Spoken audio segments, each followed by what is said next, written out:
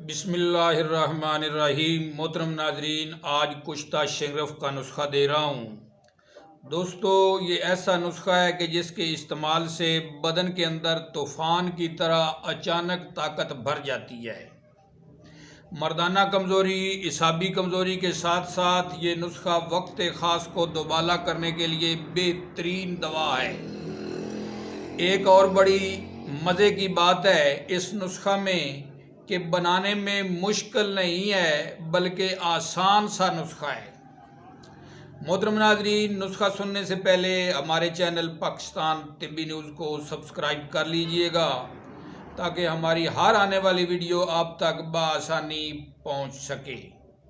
نسخہ سن لیں۔ آپ نے سنبل فار سفید 1 تولہ زردی بیضہ مرغ میں کھرل کر کے شنگرف ڈلی 1 تولہ کے اوپر لیپ کر کے خشک کر لینی ہے۔ اب لوہے کا تابا کے اوپر آپ نے اجوین خراسانی 1 پاؤ کے درمیان رکھ کر اوپر 1 پاؤ کے درمیان اس ڈلی کو رکھ کر اوپر پیالہ دے کر نیچے آگ جلا دینی ہے۔ اس سے دھواں نکلنا شروع ہو جائے گا۔ جب دھواں نکلنا بند ہو جائے تو شنگرف نکال کر باریک کر لیں۔ آپ کا کشتہ شنگرف تیار ہے۔